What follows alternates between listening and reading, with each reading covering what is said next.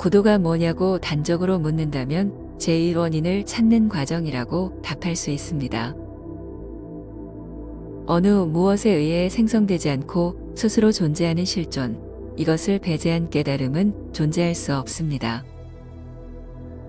그래서 세존의 무상정등각을 정의하자면 제1원인에 대한 깨달음이 됩니다.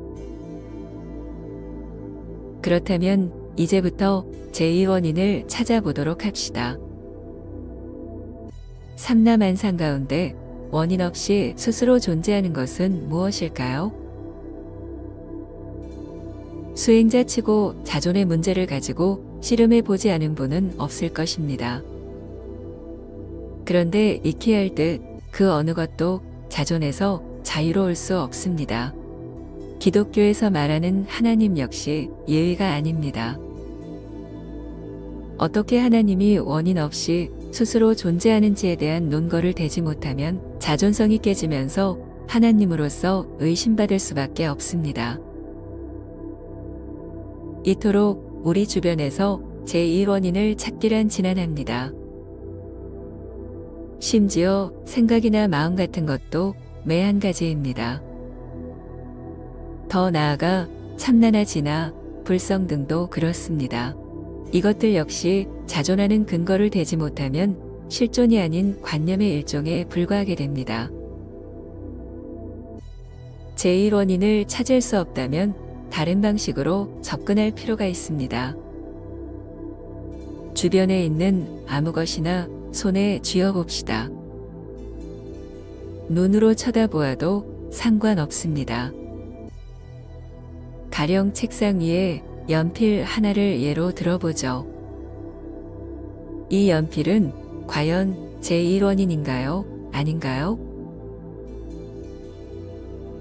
분명한 건 제1원인에서 나왔다는 사실입니다. 그럼 제1원인에서 파생되어 나오면 그건 제1원인이 아닌가요? 다시 말해 제1원인에서 제1원인이 아닌 것을 만들어낼 수 있을까요? 제1원인의 정의는 어느 무엇에 의해 생성되지 않은 실존입니다. 이 말은 제1원인 외에 아무것도 존재하지 않는다는 말입니다. 제1원인만 독존합니다. 따라서 독존하는 제1원인이 변화를 일으켜 삼라만상을 창조해도 제1원인이 아닌 새로운 것이 개입될 여지가 없습니다. 모조리다 제1원인이라는 얘기입니다. 더 쉽게 말해 제1원인 플러스 제1원인은 제1원인입니다. 이것을 제2원인, 제3원인 등으로 보면 천지창조에 의한 피조물이 됩니다. 물론 그렇게 볼 수도 있지만 근본적 속성을 보면 제1원인에서 변한 것이 없습니다. 이런 이유로 천부경에 보면 일시무시일이 나옵니다. 제1원인에서 제2, 제3의 어느 무엇으로 갈라져 삼라만상이 창출된 것 같지만 사실은 그런 시작이 없이 제1원인만 있다는 뜻입니다. 그야말로 제1원인만 천상천하 유아독존이란 얘기입니다. 이런 점에서 보면 응시하고 있는 연필이 곧 제1원인입니다. 마찬가지로 보고 듣고 만지고 느낄 수 있는 모든 것들이 제1원인입니다.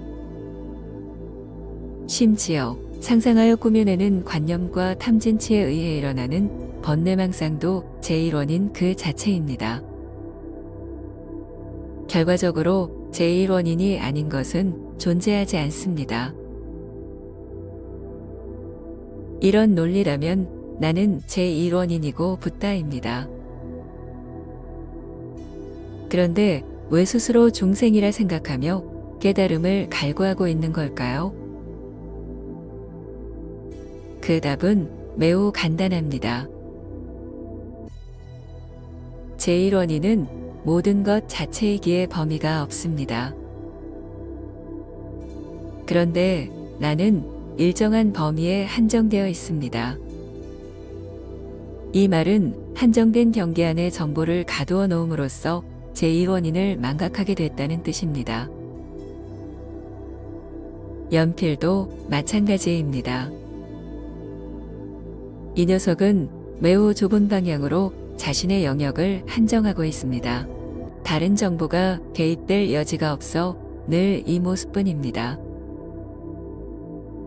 이런 식으로 자신의 범위를 지니고 있는 것들은 모조리 제1원인의 속성을 깜빡 잊고 있는 것이 됩니다. 한마디로 스스로 피조물이며 중생을 자청하고 있는 것입니다. 그렇다면 나의 범위를 없애기만 하면 곧바로 제1원인을 깨닫게 되는 것이 아닐까요? 바로 그렇습니다. 그래서 세조는 나의 범위를 없애라는 의미에서 연기와 무아를 가르쳤습니다. 연기와 무아는 깨달음의 대상이 아니라 그 수단입니다. 이제 시청자들은 이 채널에서 왜 그토록 참나와 진화, 불성, 열반, 해탈 같은 것들을 혹독하게 다루었는지 이해할 것입니다.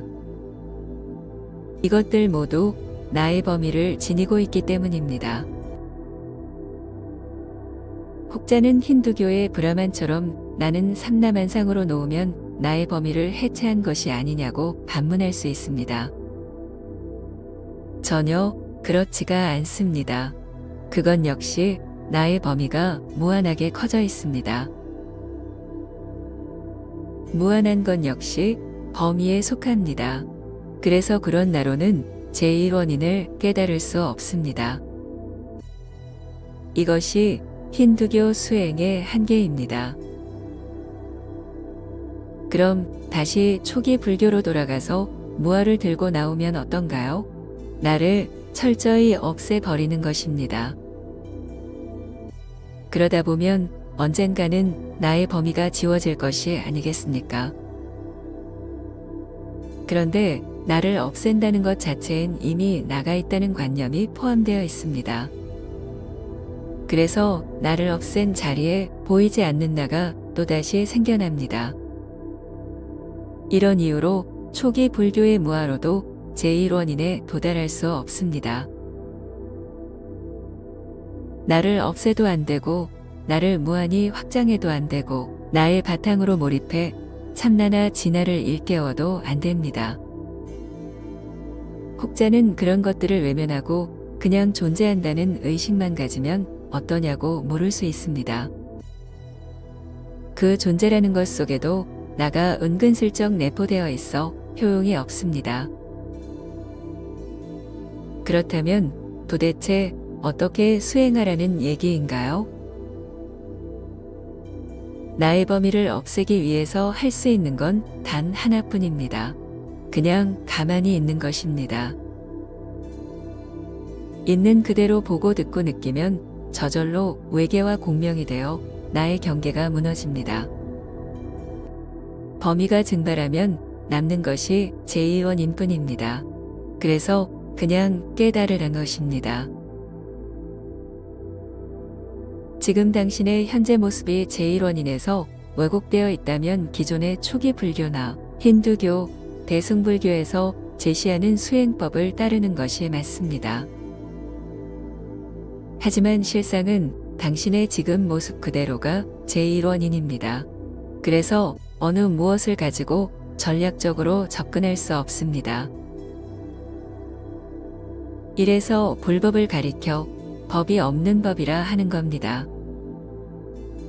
당신은 실존에서 왜곡된 것이 없기에 그냥 깨닫는 수 외엔 없습니다. 가령 컴퓨터 프로그램에 빠져 허우적대는 사람이 있다고 칩시다. 이 사람이 프로그램의 설정 값에서 벗어나는 건 매우 간단합니다. 컴퓨터에 접속하지 않으면 되니까요. 마찬가지로 중생으로 프로그램된 생각에 접속하지 않으면 됩니다. 이것이 그냥 있는 것입니다. 당신을 비롯한 삼라만상 모든 것은 원래부터 제1원인이었고 이것에서 찰나도 떨어진 적이 없습니다. 그렇기에 그냥 깨닫는 방법 외엔 없습니다. 이런 이유로 불법은 세상에서 가장 쉬운 가르침이지만 너무 쉽다 보니 가장 어렵게 여겨지게 된 것입니다. 당신은 아직도 불법이 어렵거나 심오하게 느껴지나요?